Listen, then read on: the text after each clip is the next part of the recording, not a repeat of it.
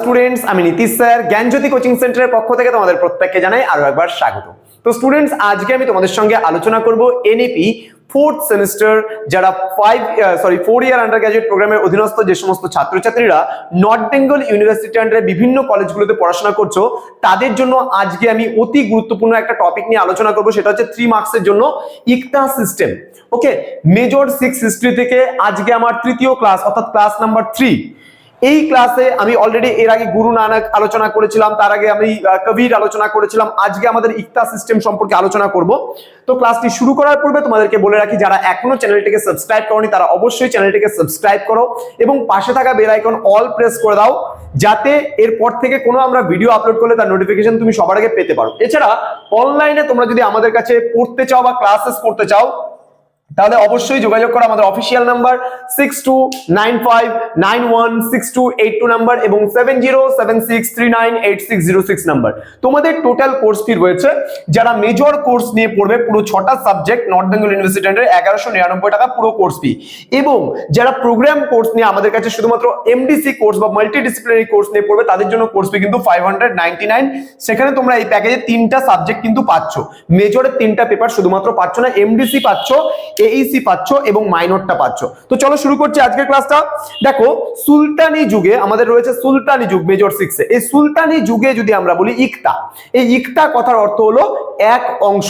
অর্থাৎ এখানে কি বলছে যে সুলতানি আমলে ইকতা ছিল একটি অর্ধ রাজনৈতিক বা এটাকে ইকো পলিটিক্যাল, অর্থ রাজনৈতিক বা ইকো পলিটিক্যাল সিস্টেম বলা হয় এটাকে। অর্থ রাজনৈতিক বা এটাকে ইকো পলিটিক্যাল সিস্টেম বলা হয়েছে। ইকো পলিটিক্যাল সিস্টেম বলা যায়। তাহলে ইকতা কি বললাম, যে সুলতানি যুগে ইকতা ছিল অর্থ রাজনৈতিক ব্যবস্থা বা ইকো পলিটিক্যাল সিস্টেম, আমরা এটাকে বলতে পারি। ইকতা কথার অর্থ বোঝায় বেসিক্যালি এক অংশ। ঠিক আছে, ইকতা কথার অর্থ কি?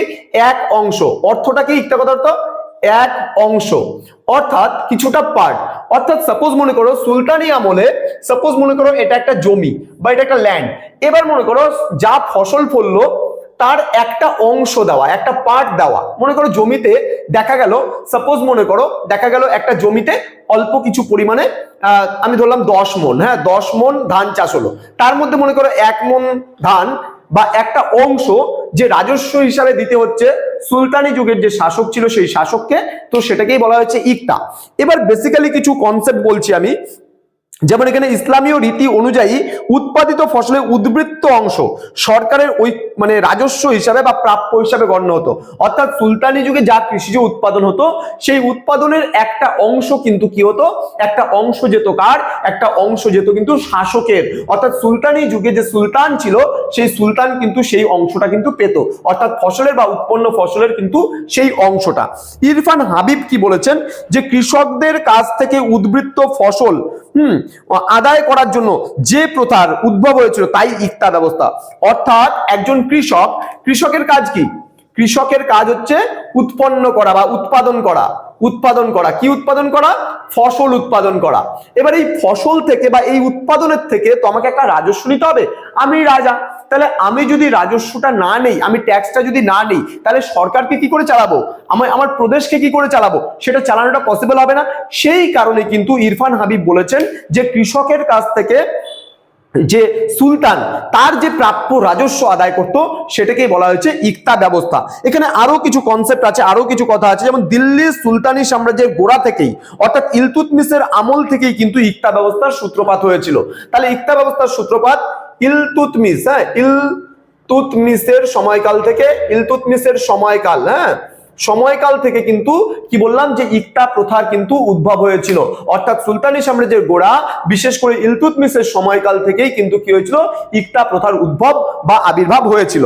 তারপরে আমরা আরো কিছু কনসেপ্ট এখানে নিতে পারি, যেমন সুলতানি সাম্রাজ্যকে কয়েকটি অঞ্চলে বিভক্ত করে তার নাম দেওয়া হয়েছিল ইকতা। অর্থাৎ সুলতানি সাম্রাজ্যকে মনে করো কয়েকটা প্রদেশে ভাগ করে, কয়েকটা ভাগে ভাগ করে এক একটা অংশকে কি নাম দেওয়া হয়েছিল, ইকতা।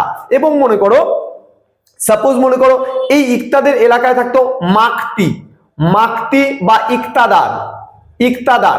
এবার সাপোজ মনে করো আমি কি বললাম, এই যে প্রদেশটাকে কয়েকটা অংশে ভাগ করা হলো এবং এখানে একজন মাক্তি আছে, এখানে একজন ইক্তাদার বা মাক্তি আছে, এখানে একজন ইক্তাদার বা মাক্তি আছে।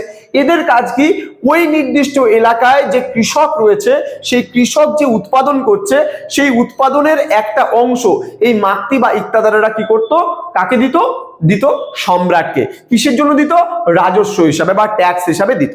তো স্টুডেন্টস আশা করি আজকের যে এই ক্লাসটা ইক্তা কি সেই ইক্তা মানে বুঝতে তোমাদের কোনো অসুবিধা নেই। তার কারণ ইক্তা সম্পর্কে কিন্তু আজকে আমি বলেছি প্রথমত তোমাদের 3 মার্কসের আমি ক্লাসগুলো কন্টিনিউ নেব এবং তারপরে কিন্তু আমি তোমাদের 6 মার্কস এবং 12 মার্কসের উপরে যে বিস্তারিত ক্লাসগুলো সেই ক্লাসগুলো কিন্তু আমি কন্টিনিউ তোমাদের জন্য নিয়ে আসবো। তো স্টুডেন্টস এই ছিল ইক্তা ব্যবস্থা। আশা করি তোমরা বুঝতে পেরেছো 3 মার্কসের এই কোশ্চেনটা, এবং এরপরে কিন্তু আমরা আলোচনা করব অন্য কোনো নতুন কোনো টপিক নিয়ে এবং তোমাদের জন্য নিয়ে আসবো চিস্তি এবং সুহরাবর্দী সিলসিলা পরবর্তী ক্লাসে। খুব গুরুত্বপূর্ণ এই ক্লাসটা হতে চলেছে এবং আমি যে প্রশ্নগুলো বলে দিচ্ছি তোমরা প্রতিদিন আমাদের ক্লাসগুলো ফলো করো, নোট ডাউন করো, দেখবা পরীক্ষায় কিন্তু এই প্রশ্নগুলোই তোমরা কমন পাবে। দেখা হচ্ছে আরো একটা নতুন ভিডিও নিয়ে তোমাদের সঙ্গে খুব তাড়াতাড়ি। তোমরা প্রত্যেকেই ভালো থেকো, সুস্থ থেকো। Thank you so much, thanks for watching. After all, thank you.